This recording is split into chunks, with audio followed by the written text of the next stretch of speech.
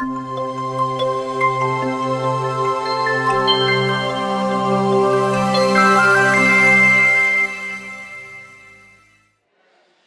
오늘 말씀을 준비하면서 언제부터 마태복음을 강의했나 우리 웹페이지에 쭉 설교가 기록되어 있으니까 이렇게 찾아봤어요. 그랬더니 정확하게 2015년 8월 말일 8월 30일에 마태복음 4장을 가지고 마태복음 강의를 시작을 했더라고요. 그리고 특별 절기가 되면 잠깐 다른 말씀을 전하기도 했는데, 이제 이 마태복음 강의를 다음 주로 마지막 마치려고 합니다. 1장부터 3장은 예수님의 탄생에 대한 기록이기 때문에 그때 절기가 맞지 않아서 건너뛰었어요. 그리고 나서 이제 창립 40주년을 앞두고 우리 40주년의 의미가 무엇인가, 또 40주년을 통해서 우리가 무슨 일을 해야 하는가를 말씀드리기 위해서 여호수아를 강의하려고 하는데, 마태복음 26장, 27장, 28절은 예수님의 순환과 부활에 관련된 이야기입니다. 이것은 사순절과 또 부활절에 제가 여러 번 말씀을 드리니까 이제 앞으로 오늘과 다음 주를 통해서 두 사람의 기도를 묵상한 후에 여호수아를 강의하려고 합니다. 두 사람의 기도는 다른 것이 아니고 오늘 본문에 나타난 예수님의 겟세마네 기도이고, 또한 기도는 베드로의 통곡의 눈물인데, 저는 그것을 베드로의 회개의 기도라는 측면으로 해석을 해 보려고 합니다. 지난주 우리는 베다니에 있는 문둥이 시몬의 집에서 귀한 옥합을 깨뜨려 예수님의 장례를 영적으로 준비한 한 여인의 삶을 통해서 참된 신앙이 무엇인가를 생각해 보았습니다. 그 사건이 있은 후에 이틀이 지났습니다. 다시 말하면 6월절이 되었다는 말입니다. 6월절이 되어서 예수님께서 예루살렘 경내에 들어가서 이제 하루를 묵게 됩니다. 마태복음, 마가복음, 누가복음에 의하면 예수님 공생의 일생 동안에 예루살렘 성전에서 머무른 것은 딱 이날 하루, 본인의 의지로 머무른 것은 우리 예수님께서 이제 마지막 들어가서 최후의 만찬을 잡수시고 거기서 십자가에 달려 죽으신 걸로 끝났어요. 그전에는 예수님께서 예루살렘을 방문하지 않으십니다. 그런데 6월절 만찬을 드시면서 예수님께서 성찬 예식을 거행해 주십니다. 우리 성경에서 예수님께서 두 가지 예식을 제자들에게 행하라고 하시는데, 하나는 세례 예식이에요. 너희들이 천하 만국에 가서 내 이름으로 아버지와 아들과 성령의 이름으로 세례를 주어라 명령을 하셨어요. 그리고 성찬을 행하시면서 너희들이 모일 때마다 이것을 기념해서 성찬식을 행하라 그랬습니다. 그런데 성찬을 하시면서 예수님께서 빵을 드시고 축복 기도를 하십니다. 이게 굉장히 의미 있는 겁니다. 축복 기도를 하셨다는 단어가 유로게사스라는 단어인데, 우리가 영어로 번역을 하면 blessed, having blessed 이렇게 번역을 할 수 있습니다. 이렇게 blessing 하신 것입니다. 그리고 빵을 쪼개서 제자들에게 주시면서 이것이 내 몸이다 이렇게 말씀을 하십니다. 그리고 나서 잔을 들고는 이제는 축복 기도를 앞에서는 하셨는데 잔을 들고는 감사 기도를 하십니다. 근데 이 감사 기도에 쓰인 단어가 어떤 단어냐면 유카리스테사스라는 단어입니다. 유카리스테사스. 이거는 giving thanks 한다는 거예요. 하나님께 give thanks. 이렇게 하나님께 감사를 드리는 거죠. 그러면서 너희가 이것을 다 마시라. 이것은 너의 죄사함을 위해서 내가 흘리는 언약의 피니라. 이렇게 말씀을 하고 계십니다. 그래서 영어로 성찬식을 communion 혹은 유카리스트라고 이야기를 합니다. come union, come union, 하나 된다는 거죠. 우리가 예수님과 하나 되는 거예요. 우리가 성찬을 나누면서 하나님의 백성들이 하나님의 한 가족으로 하나 되는 거예요. 내가 공동체 속에 하나 되는 거예요. 그래서 우리의 성찬식을 통해서 우리는 인디비듀얼 한 개인의 한 자격으로가 아니라 우리는 커뮤널한, 우리가 역사 속에 길게 2000년의 전통에 내려오는 교회의 역사의 일원이 되는 것뿐만 아니라 아브라함 전통까지 올라가서 긴 구속 역사의 한 사람으로 유니온 되는 겁니다. 그리고 앞으로 오게 될 천국 백성으로서의 유니온 되는 것이 성찬 예식이에요. 그런데 예수님께서 이 잔을 들고 감사하셨다, 유카리스테스, 그래가지고 감사하셨다는 뜻에서 여기는 또 유카리스트라고 말을 하기도 합니다. 그래서 감사한다 이렇게 표현을 하는 거예요. 자, 이 말씀이 왜 의미가 있냐면 예수님께서 당신의 십자가 죽음을 앞에 두고 감사하시고 축복하셨다는 거예요. 자신의 죽음을 축복하고 감사하는 사람이 어디 있어요? 그리고 더군다나 이 죽음이 어떤 죽음인가요? 십자가에서 가장 치욕스럽게, 가장 고통스럽게 인류의 죄를 지고 죄인으로 말라비틀어 죽어가는 겁니다. 여러분, 그냥 고통이 아니에요. 십자가의 장정들은요, 십자가에 못이 박히면 피가 서서히 빠지고 물 한 모금 먹지 못하는 곳에서 피와 모든 몸에 물이 빠져나가면서 그 땡볕에서 말라서 죽는 거예요. 말라 죽는 거예요. 그런데 이런 고통을 감사하고 축복하셨다? 말이 안 됩니다. 너무나도 굉장한 사건이죠. 이것을 우리는 예수님의 최후의 만찬이라고 부르는 겁니다. 그런데 이 만찬이 끝난 후에 예수님께서 제자를 데리고 마지막 기도를 하시기 위해서 감람산을 찾아가시는데, 올리브 가든이에요. 올리브 가든을 찾아가시는데 여기에 겟세마네라는 동산, 그러니까 겟세마네라 이름 부리는 한 그 장소를 찾아가시는데 이때부터는 분위기가 완전히 반전이 되고 있는 것을 오늘 말씀에서 우리는 보게 됩니다. 겟세마니라는 것은 두 가지 단어가 합쳐진 단어입니다. 갓세마니라는 건데, 가스라는 것은 아람어로 오일을 말하는 것이고 쉐마니라는 것은 프레스 한다는 거예요. 그러니까 겟세마니라는 것은 오일 프레스, 기름을 짠다라는 거예요.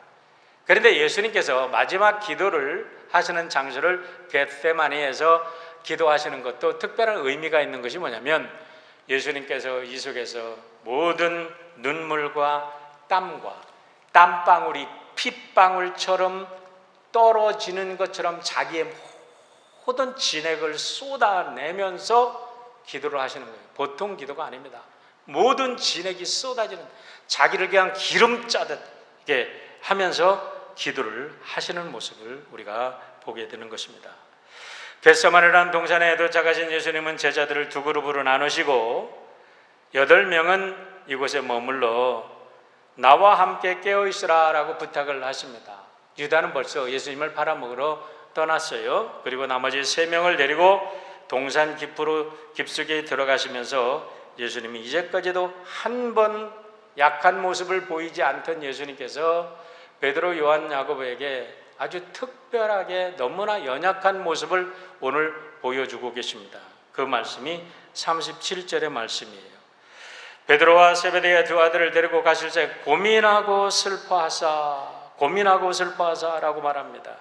원어로 보면은 슬퍼하고 고민하사, 이렇게 먼저 이게 슬퍼하는 게 먼저 나오는데, 리페스타이 아데모네인이라는 이런 단어로 쓰여집니다. 그런데 이것이 어떤 표현이냐면 수동태로 표현됐다는 게 굉장히 중요합니다. 우리 한글에는 수동이냐 능동이냐 이런 것을 별로 따지지 않지만 본문을 우리가 제대로 해석하려고 하면 이게 능동인지 수동인지를 정확하게 보는 것도 굉장히 본문 해석에 중요한 것입니다. 다시 말하면 우리 예수님은 죽음을 전혀 개인적으로는, 의지적으로는 두려워하지 않았던 분입니다. 그런데 이 겟세마네 동산에 들어가면서 뭔가는 모르게 외부적으로 예수님이 강한 영적인 두려움에 사로잡혀 버립니다. 도대체 이게 무슨 일일까라는 것이 우리들에게 질문해야 될, 오늘 본문을 보는데 질문해야 될 이야기입니다. 마가복음은 더 실감나게 표현을 하고 있는데 악삼베이스다이라는 단어를 쓰는데, 이것은 말문이 막힐 정도로, 정신이 그냥 몽롱할 정도로 깜짝 놀라는 것을 표현할 때 이렇게 이야기를 한다는 겁니다. 자, 보세요. 조금 전까지 자기의 죽음을 예수님도 받아들였습니다. 알고 계십니다. 그러시고 자기의 죽음에 대해서 감사하고 축복까지 하신 분이 겟세마네 동산에 세 제자를 데리고 겟세마나로 들어가는 순간부터 예수님도 상상하지 못했던 너무나 엄청난 영적인 두려움에 사로잡혀서 그분이 고민하고 죽게 되었다. 내가 죽게 되었으니 나를 위해서 기도해달라 하고 제자들을 옆에 두고 주님이 가서 땅에 머리를 대고 하나님께 기도하시는 모습을 우리는 보게 되는 것입니다. 도대체 무엇이 하나님의 아들 예수 그리스도를 이렇게 두렵고 떨리게 만들었을까요? 여러분 한번 생각해 보십시오. 예수님은 모든 병자를 고치셨습니다. 바다를 잠잠케 하셨습니다. 죽은 자도 살려내셨습니다. 예수님 앞에 죽음도 두려움이 없는 거예요. 천하만국을 다스리는 하나님의 아들이 무엇이 두려웠길래 이렇게 고민하고 고통스럽고 공포에 사로잡혀 제자들에게 자기의 약한 모습을 이렇게 보이기까지 하시는 것입니까? 여러 가지 해석을 할 수 있겠지만 저는 이것이 전부 다의 해석은 아니지만은 이 순간부터 성령이 예수님을 떠나셨다고 저는 믿습니다. 왜 그런가 한번 보세요. 예수님이 사역을 시작하실 때에 40일 금식 기도를 하셨을 때에 요단강에서 성령이 그에게 강하게 임하셨어요. 그리고 성령이 끝까지 그와 함께 동행하셨습니다. 그렇기 때문에 예수님께서는 성령이 동행하실 때는 혼자도 새벽에도 밤늦게도 산이든 어디든 자연 만물이 그분 앞에 복종하는데, 여러분 그분이 뭐가 두려웠겠어요? 그래서 그분은 혼자 그렇게 홀로 기도하셨는데, 이제 성령이 떠나고 나니까 예수님께서는 순수한 죄인으로, 순수한 한 인간으로 하나님 앞에서 죄인으로 서 계시는 겁니다. 여러분은 죄인으로 서 계신다는 것이 얼마나 두렵고 떨리는 문제인지 우리가 잘 봐야 합니다.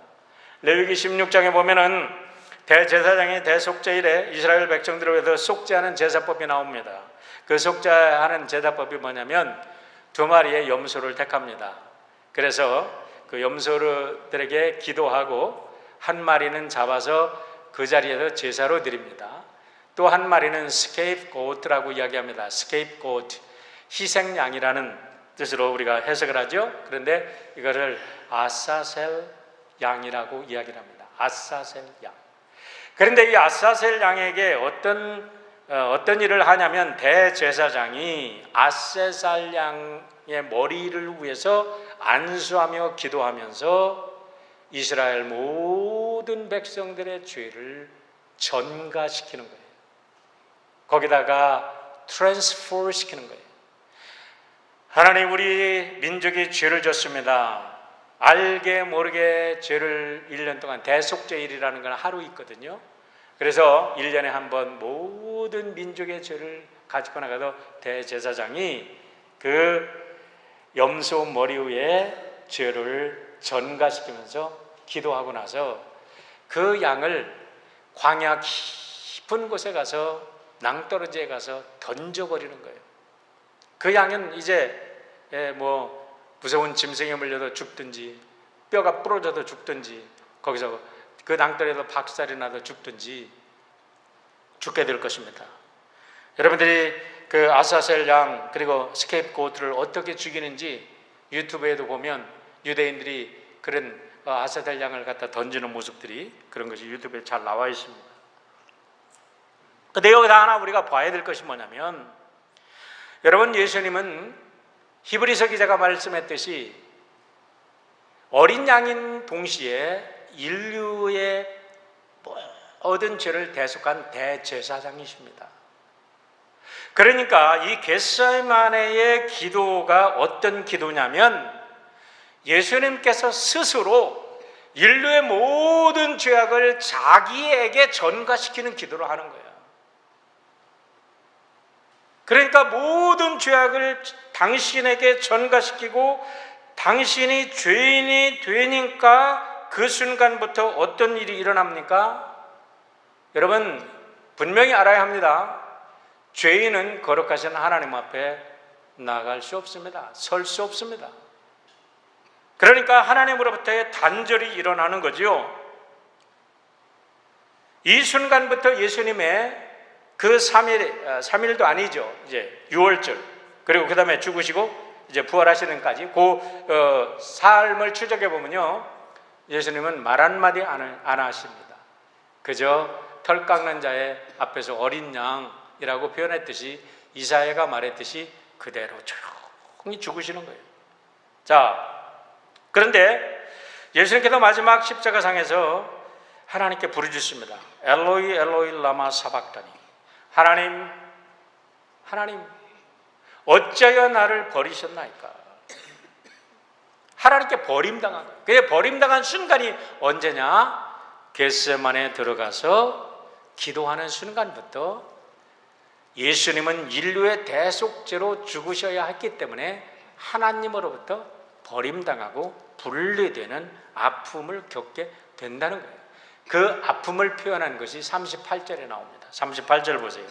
이에 말씀하시되 내 마음이 매우 고민하여 죽게 되었으니 너희는 여기 머물러 나와 함께 깨어있으라 말합니다. 여기 우리가 마음이라고 표현했는데요, 원어에 보면 푸시케입니다. 푸시케라는 것은 영혼이에요. 영혼. 내 영혼이 죽게 되었다. 내 영혼이 너무나 아프다 이거예요. 왜 그렇습니까? 단순한 육체적인 죽음이 아니에요. 육체적인 죽음은 이미 예수님께서는 그거는 예상했고 그거를 넘을 것을 결단하셨던 분이기 때문에 여기까지 왔어요.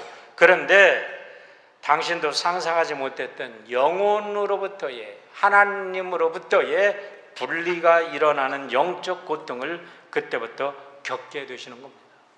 여러분이 기독교도 영적이다, 우리가 여러분과 제가 영적인 문제라고 얘기할 때 아무데나 영적인 표현을 쓰는 게 아니에요.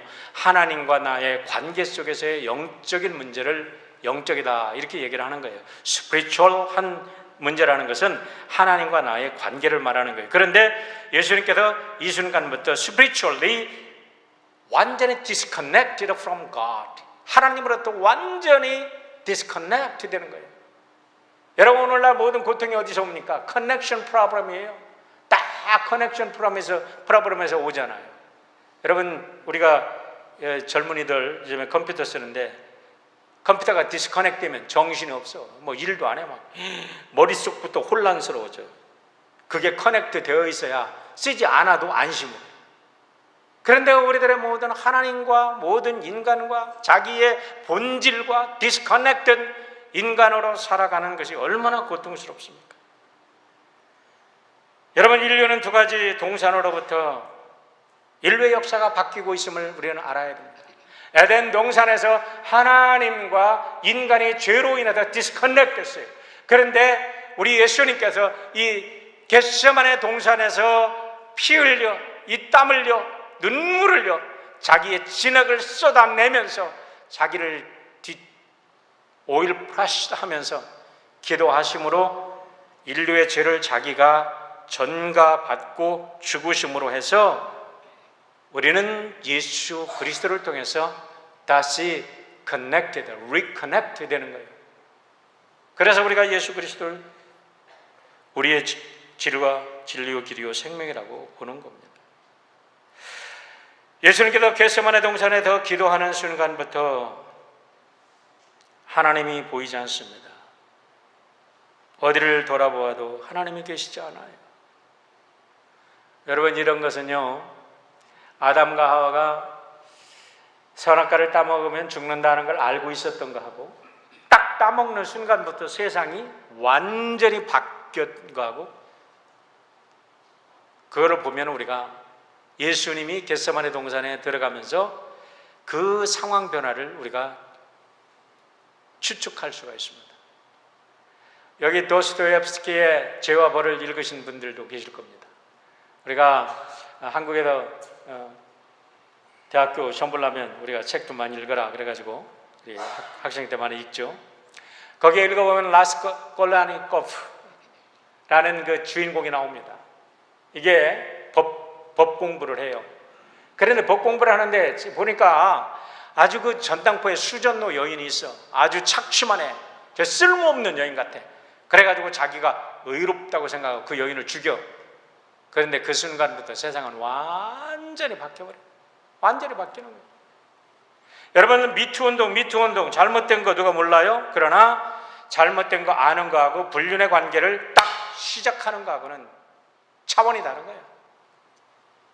누가 뭐라고 해도 여러분들이 혹여나 만에 하나 어떠한 유혹에 의해서 어떤 잘못된 불륜의 관계를 딱 맺는 순간, 그 순간부터 그의 인생은 파멸로 상상 못했던 새로운 환경이 열리는 것을 우리가 봐야 된다는 겁니다.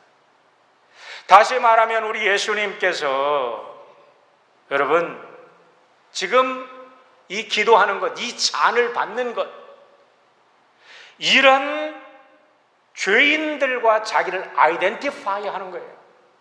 그러니까 얼마나 예수님이 고통스러운 기도를 지금 하고 계신가를 알아야 되는 거죠. 39절로 40절의 말씀 보세요.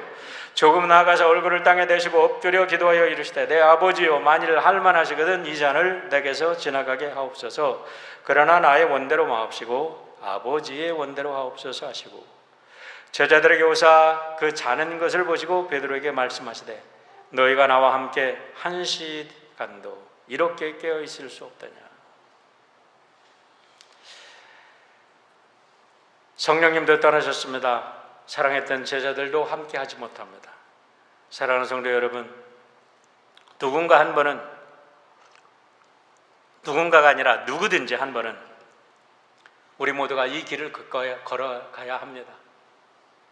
나 스스로 하나님과 커넥트 되기 위해서는 우리가 한 번의 죽음을 경험하고 홀로 고독하게 정말 철저한 영혼의 고독을 경험하면서 내가 죽었다 깨어나야지 예수님과 함께 되는 것을 우리는 경험할 수 있을 것입니다.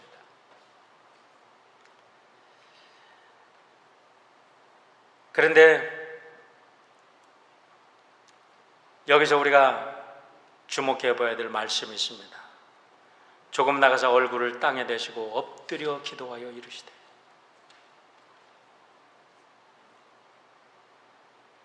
제가 이번 주중에 이 말씀을 묵상하고 오늘로 세 번째 이 말씀을 드립니다. 일부 예배까지 하면 네 번째 말씀을 드리는데요. 지난 월요일날 이 말씀을 묵상하는데 전능하신 하나님, 전능하신 우주의 왕이신 그분이 인간에 대해서 얼굴을 땅에 대고 엎드려 기도했다. 지난 월요일날 이 말씀을 묵상을 하는데 제 가슴 속에 예수님의 형상이 쫙 클로즈업 되면서 제가 그냥 눈물을 팡팡 쏟아내요. 제가 주체할 수 없는 막 눈물이 쏟아지는데,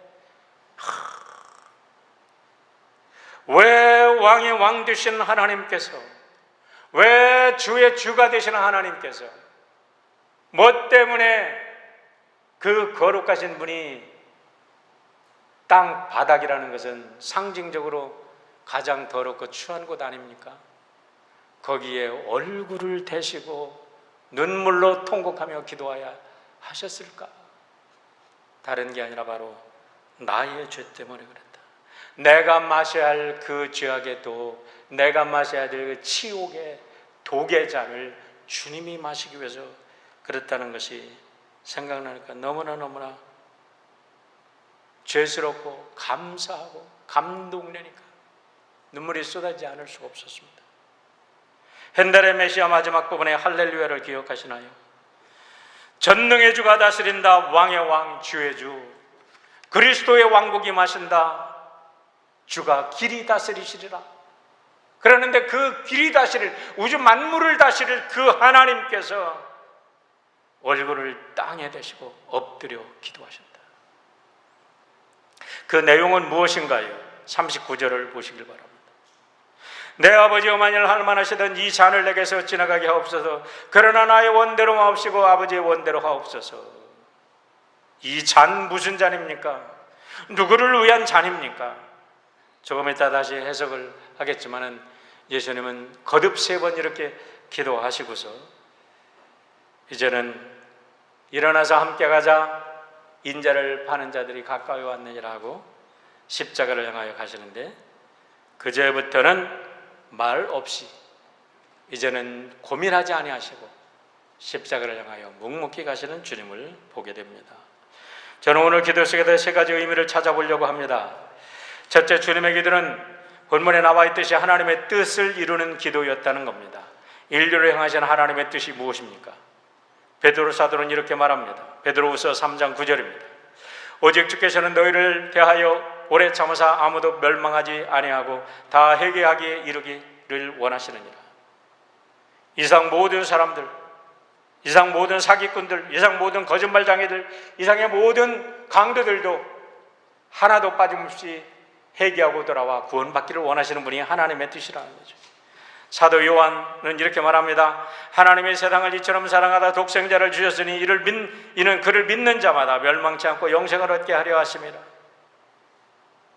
한 사람도 멸망치 않고 영생을 얻게 하는 것이 하나님의 뜻이라는 거예요. 베드로와 요한, 그럼 야고보는 어디 갔을까요? 만약에 야고보 사도가 순교하지 않고 살아남으셨다면 야고보도 분명 한 말씀을 남기셨을 겁니다. 그런데 야고보 사도는 안타깝게도 우리 기독교 역사 속에 스데반 다음에 야고보 사도가 순교합니다. 스데반의 제1차 기독교 역사의 순교자고, 그 다음에 사도 중에 12사도 중에 제일 먼저 순교한 사람이 베드로, 요한, 야고보, 이 사랑하는 형제 중에도 야고보가 순교하고 말아요. 그래도 야고보는 하나님의 말씀을 증거할 기회를 찾지 못했습니다. 순교함으로 증거했어요. 야고보서에 나오는, 뒤에 나오는 신약성경의 야고보서는 예수님의 동생 야고보예요. 그러니까 오해하지 마시길 바랍니다. 그러면 사도 바울은 뭐라고 말씀하실까요? 사도행전 20장 24절에 이렇게 말합니다. 내가 달려갈 길과 주 예수께 받은 사명 곧 하나님의 은혜의 복음을 증언하는 일을 마치려 하면은 나의 생명조차 조금도 귀한 것으로 여기지 아니하노라. 하나님의 은혜를 깨닫고 보니까 내가 생명조차 내 생명 아끼지 않고 예수 그리스도의 복음을 증거하기를 원한다는 거죠. 복음이 뭡니까? 모든 사람을 구원에 이르게 하기 위한 거죠. 여러분, 어떻게 사람이 구원받았습니까? 여기에 공부 많이 하신 박사님들도 많이 계시고 훌륭한 인격자, 훌륭한 성숙한 어른들도 계십니다. 여러분, 그런데 여러분 심령, 영혼을 들여볼 때 여러분 스스로 구원받을 수 있으시겠습니까? 정직하게 질문해도 여러분 스스로 구원받을 수 있겠습니까?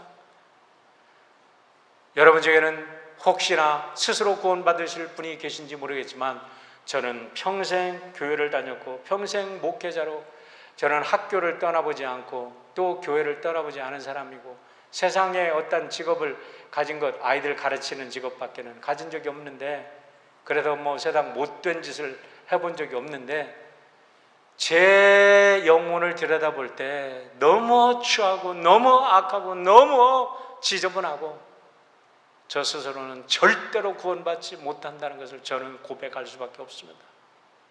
그럼 어떻게 구원받습니까?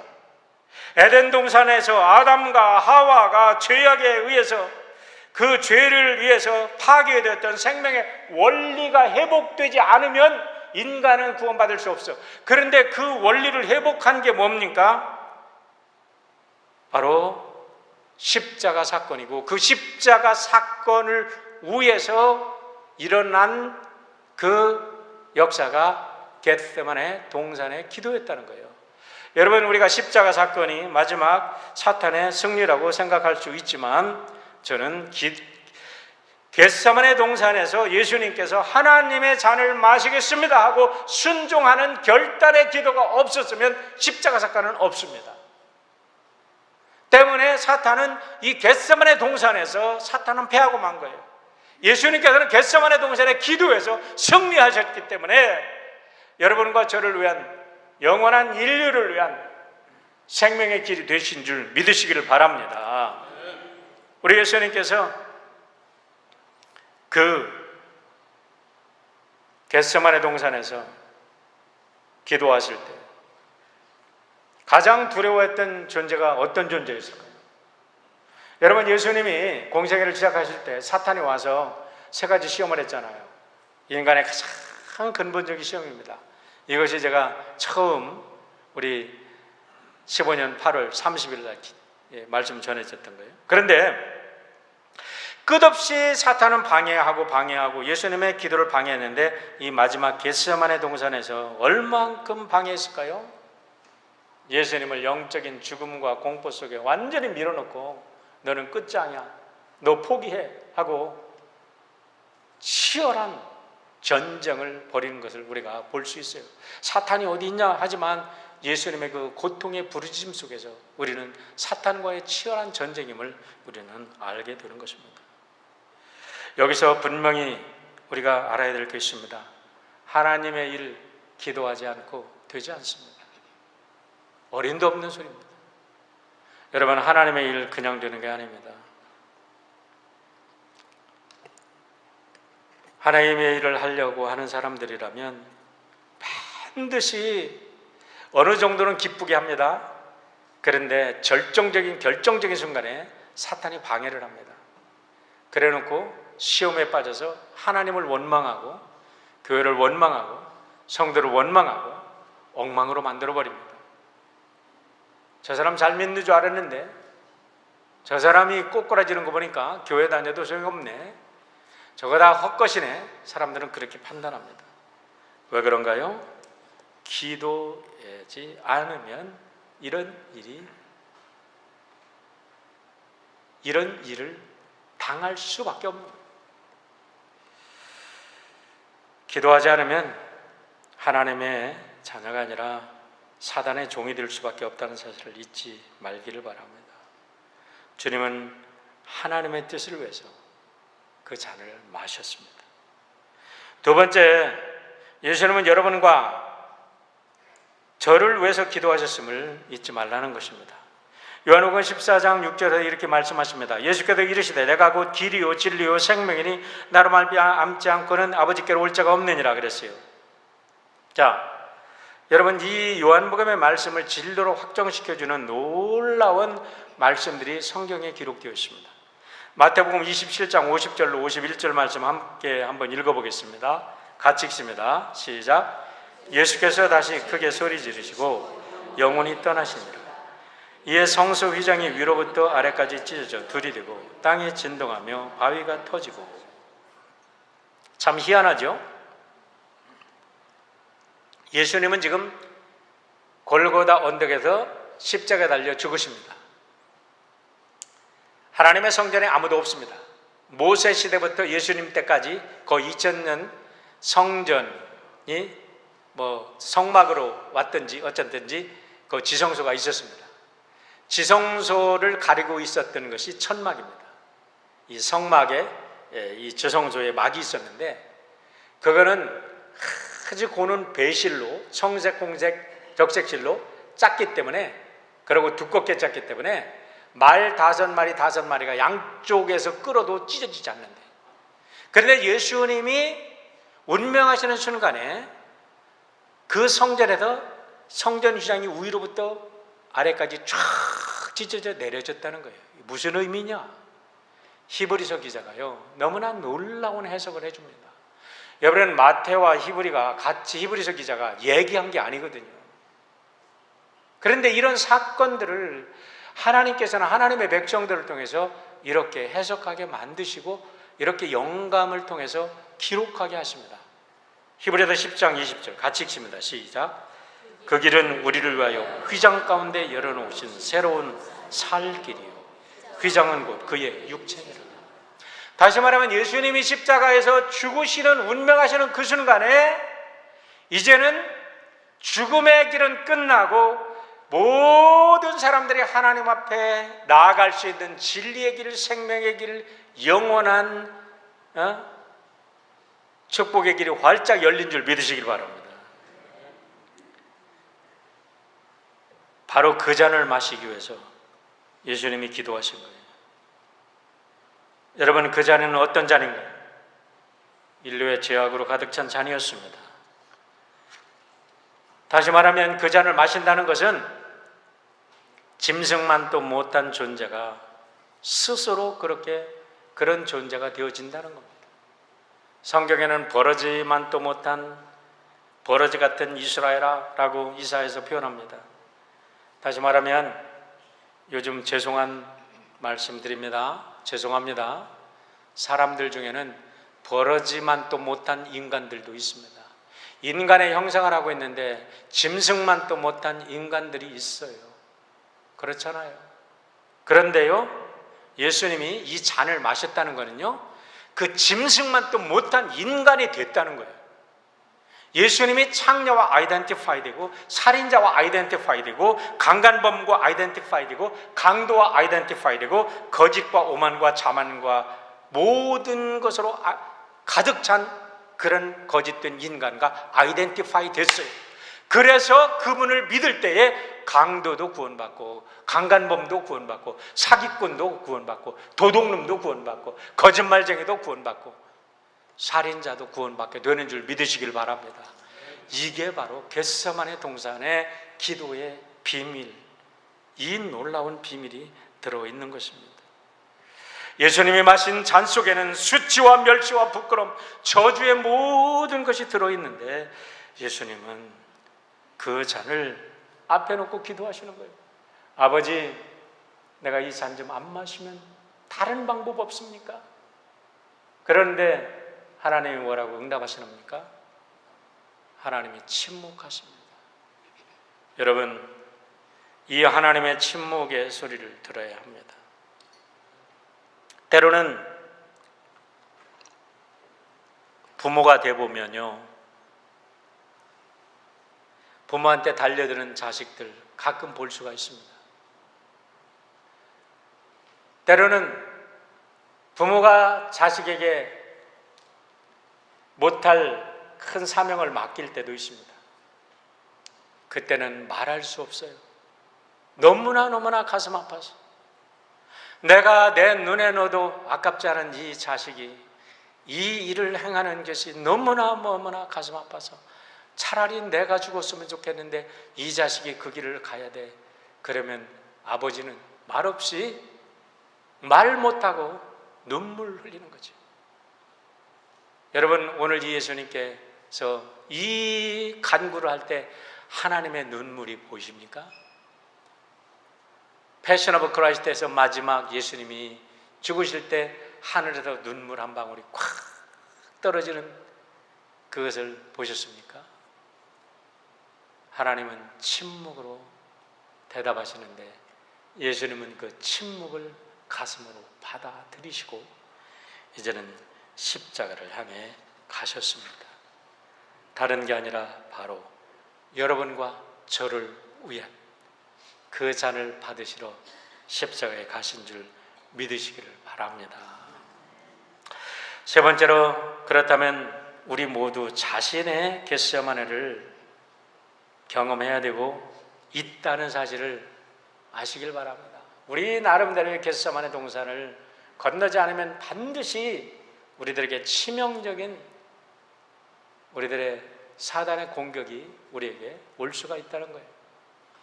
지난주에 저는 너무나 슬프고 정말 가슴 아픈 소식을 들었습니다. 시카고 윌로크릭 처치의 담임 목사였던 빌 하이벌스 목사님, 제가 미국에 와서 하나님께 늘 감사하기도 드렸어요. 하나님, 제가 미국에 오니까 이렇게 훌륭한 선배 목사님들을 보고 이렇게 훌륭한 리더들이 있어서 고맙습니다. 내가 배울 수 있는 리더들이 있어서 고맙습니다. 내가 따라갈 수 있는 리더들이 있어서 너무나 감사합니다고 정말 그분 때문에 감사했어요. 그런데 그분조차 미투 운동에서 자유롭지 못하고 은퇴를 앞두고 사표를 던져야 했다니 이게 말이 되는 얘기입니까? 빌 하이벌스가 누군지를 안다면 얼마나 지금 미국의 크리스찬들이 쇼킹하고 충격에 빠져 있는지 여러분, 정말 이거는요 영적인 대충격입니다. 대지진입니다. 사단은 한껏 사람들이 유명해지게 하고 한껏 위대한 인물이라고 칭송받게 한 다음에 겟세마네 기도를 경험하지 못하면 한순간의 절망의 나락 속으로, 한순간의 죽음의 구렁통에 빠지게 한다는 사실을 여러분 유념하시기를 바랍니다. 마태복음 26장 41절의 말씀을 보십시오. 시험에 들지 않게 깨어있어 기도하라. 마음에는 원이로되 육신이 약하도다. 주님은 분명히 시험에 들지 않게 깨어있어 기도하더라. 거꾸로 말하면 기도하지 않으면 시험에 든단 말입니다. 그런데 오늘 교회에서 기도하는 일을 볼 수 있습니까? 제가 목회자가 되어서 너무나 고통스러운 거는요, 기도하는 사람을 많이 못 본다는 거예요. 그리고 더 괴로운 것은 하나님 앞에서 내가 기도하고 있는가, 기도회만 하고 있는가, 너무 괴로워요. 지난주에는 하도 괴로워서, 여러분 제가 새벽기도 일찍 일어나는 거 괴로운 거 아니에요. 저는 대학교 때부터 새벽기도 한 사람이에요.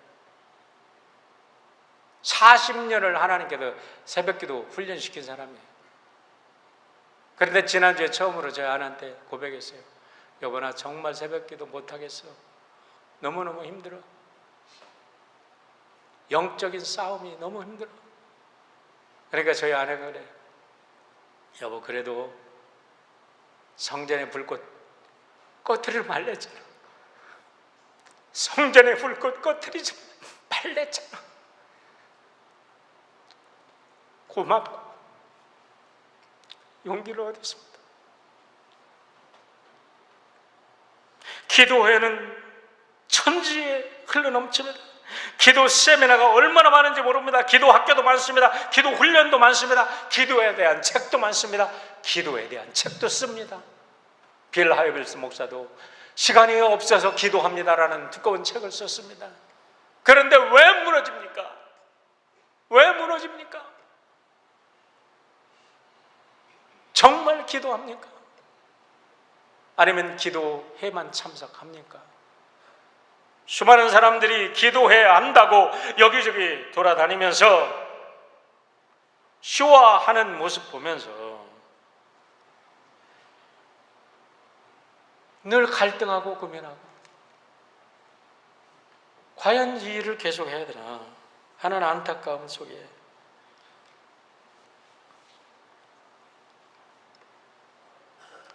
참 힘듭니다.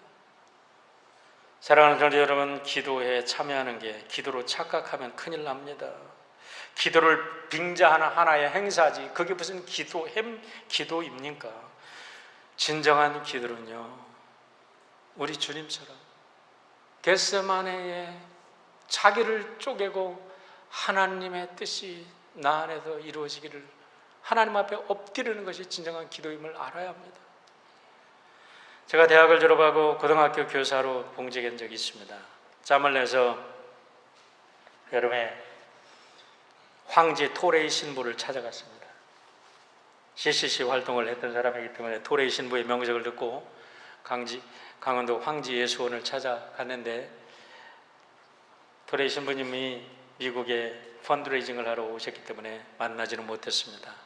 그런데 그분이 지은 너무나 아름다운 채플에서 그 산골을 이렇게 이용해서 그 산 꼭대기에 조그만 채플이 있고 거기 계단이 쭉 해서 거기 이제 숙소들이 있고 그런데 그 주일 새벽 아침에서 예배드렸던 영상은 지금도 제 영상 속에 찍혀져 있어요. 그런데 다른 것이 아니라 저쪽에서 해가 쫙 떠오르는데 채플에 조그만 그 나무판에 기도는 노동이요, 노동은 기도다 라는 말이 쓰여져 있었어요. 오라 에스트 라보라, 오라 에스트 라보라, 라보라 에스트 오라. 그때는 인터넷이 없었던 세대이기 때문에 이것이 어디에서 나온 말인지도 모르고 저는 그냥 너무 좋아서 제가 오랫동안 제 책상 앞에다가 이 글을 써놓고 늘 기도했던 걸 생각나는데, 목사로서 경험한 것은요, 기도는요 세상에서 가장 힘든 노동이에요. 기도는 가장 거룩한 노동이에요. 멀쩡하다고 기도하려고 하면 왜 세상에 그 가진 잡된 생각들이 저 영혼을 괴롭히고 방해하는지, 정말 기도 속에서 하나님을 바라보고 하나님의 음성을 듣는 게 얼마나 힘든지 40년을 훈련받았어도 똑같아요. 매일 처음 기도하는 것 같아요. 여러분, 모임 있을 때 목사님 기도해 주다 하면 줄줄줄줄 나오는 것 같죠? 물론 공중 기도니까 그렇게 드리지만 하나님 앞에서 새벽에 기도 드릴 때는 입이 탁 타물어지고 끝없는 영적인 싸움을 하는 거예요. 하나님과 씨름하는 거예요. 하나님의 뜻이 무엇입니까?